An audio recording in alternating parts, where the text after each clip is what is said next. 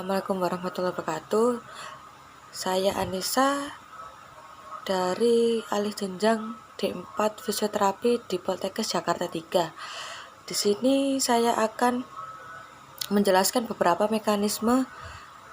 Salah satunya yaitu mekanisme terbentuknya persepsi dari stimulasi visual, stimulasi auditori, dan stimulasi pengucapan, dan mekanisme pengambilan keputusan dalam ilmu neuroscience. Lalu yang selanjutnya saya juga akan menjelaskan apa sih yang dimaksud asosiasi dalam ilmu neuroscience. Baik, untuk yang pertama tentang mekanisme terbentuknya persepsi dari stimulasi visual, stimulasi auditori, dan stimulasi pengecapan.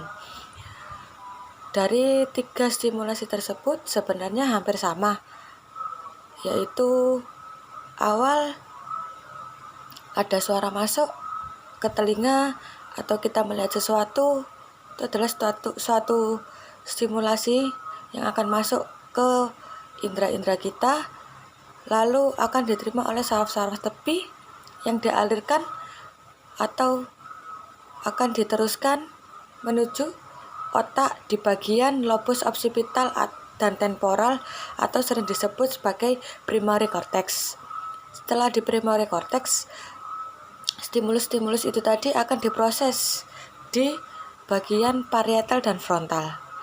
Setelah diproses di parietal dan frontal untuk memori, akhirnya akan dialirkan lagi ke area asosiasi atau di bagian parietotemporal, yaitu untuk membuat suatu interpretasi dari respon untuk stimulasi yang masuk tadi. Untuk jawaban yang kedua, mekanisme pengambilan keputusan dalam neuroscience. Nah, pengambilan keputusan ini tadi setelah dari area asosiasi, impuls-impuls ini akan disampaikan ke daerah frontal yang akan mengakibatkan adanya perencanaan suatu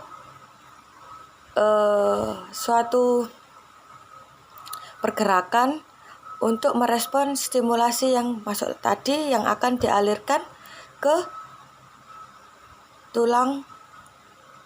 saraf tulang belakang yang akan mengalir juga ke saraf tepi yang mengakibatkan suatu pergerakan untuk merespon stimulasi yang masuk tadi. Nah, apa sih yang dimaksud dari asosiasi itu tadi? Asosiasi adalah bagian otak di pariotemporal. Nah, gunanya adalah mengumpulkan impuls dan menerima semua impuls dari semua panca indera lalu dikumpulkan jadi satu. Nah, setelah dikumpulkan menjadi satu, di bagian inilah stimulasi-stimulasi itu atau impuls-impuls itu diproses dan dipilah-pilah mana yang akan direspon terlebih dahulu.